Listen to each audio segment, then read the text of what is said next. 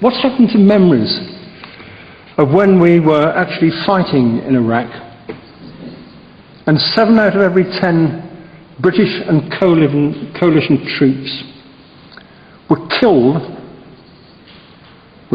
by improvised explosive devices, roadside bombs for short, not simply made in Iran, but Iran paid for, trained and organised the smuggling of those weapons on 78 points across that border into Iran, knowing they were going to kill British, American and other coalition troops. What is it anybody in the Ministry of Defence doesn't understand that? Because they knew about it. And what is it that military intelligence and commanders in Afghanistan don't know about the Iranians now supplying roadside bombs to the Taliban in Afghanistan? So this charge sheet is endless, and yet our government, the US and others, still refuse to talk to the Iranian resistance. It's very strange that, isn't it? It's particularly what's going on in the Arab world. We'll not just talk to a Libyan with a gun, we'll drop bombs on the territory of a sovereign country to help a Libyan with a gun to change the regime. And we won't talk to the brave people in Ashraf and the resistance of which they are a part. It's very peculiar, isn't it? We're helping, we claim, those in Libya who want a change of regime and the introduction of democracy. And we won't talk to those who want the same thing in Iran. Nobody's asking anybody to drop bombs on Iran, don't get me wrong for a second on this one. But there's something very peculiar going on in the chances of most of the major nations around the world. It drops bombs in Libya trying to protect civilians, and it won't raise a hand to stop thugs in Iraqi and Iranian uniforms murdering, because that's what it is. You don't take live ammunition and target people and pull the trigger. It's murder. There's no other word for it. They do that.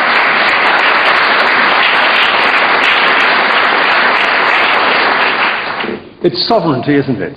We do randomly pick and choose those on whose side we declare ourselves to be because they want democracy and freedom, and yet turn a blind eye to events in Iraq in which we had a large part in shaping.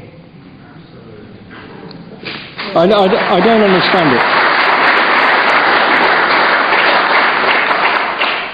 Now, it's not quite true that the world has been totally silent on this matter.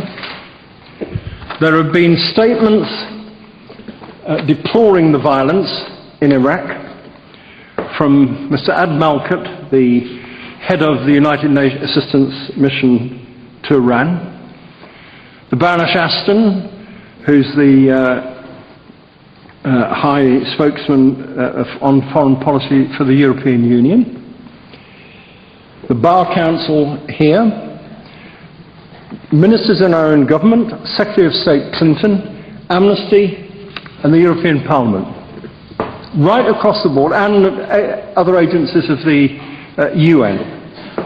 And I spoke to the UN Human Rights Deputy last week on the phone about this. Words. Words. Words don't stop what happened on April the 8th. And there are times under international humanitarian law, let alone humanity, where considerations of sovereignty should not get in the way of responsibilities which other governments had. It is eyewash, in my view, to pretend that 60,000 Americans still stationed in Iraq can't move and surround that camp and evict the Iraqis as the least you can do to try to safeguard the lives of those still at Ashraf.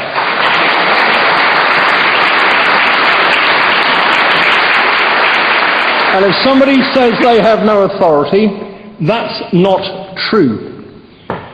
They were not only leaders of the coalition that went into Iraq to change that regime, they've done it before in the past and then, afterwards, gone and asked the United Nations Security Council to publicly back it. There are circumstances in which the outrage against defenseless civilians is so severe, so menacing, that only action can be taken, and you then go back, if needs be, to the United Nations to get them to endorse that. So I say again, the words of regret, though welcome, are not enough. We need action. We need action backed by the threat of punitive sanctions, both against Iran and Iraq, and making clear that those responsible for the murders and offensive action in Ashraf would be taken to the International Criminal Court, and that Iraqi and Iranian forces within that camp should be told to withdraw, and if they don't withdraw, then they should be made to.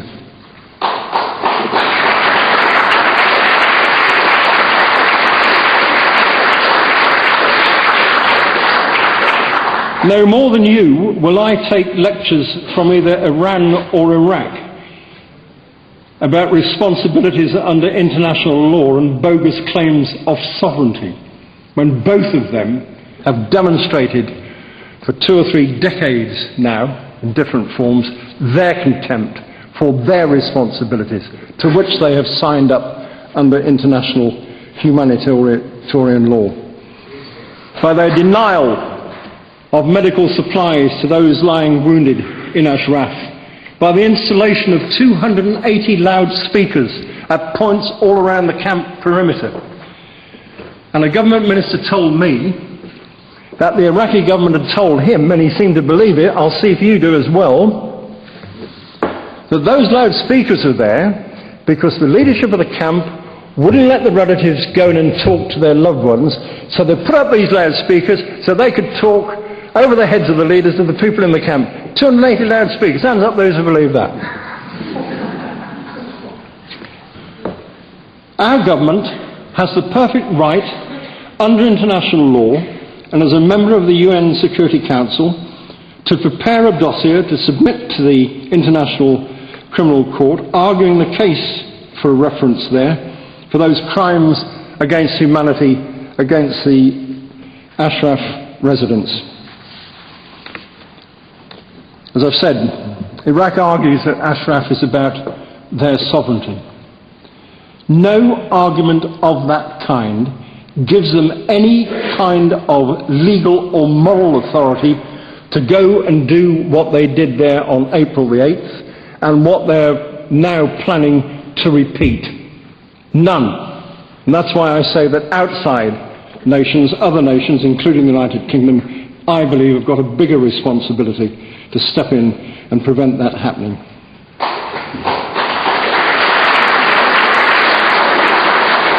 I know I speak for you when I say we will not be silent. We will not stand aside.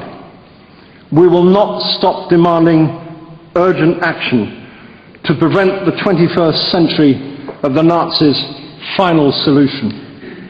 Ashraf will live, and Iran will be free. Thank you.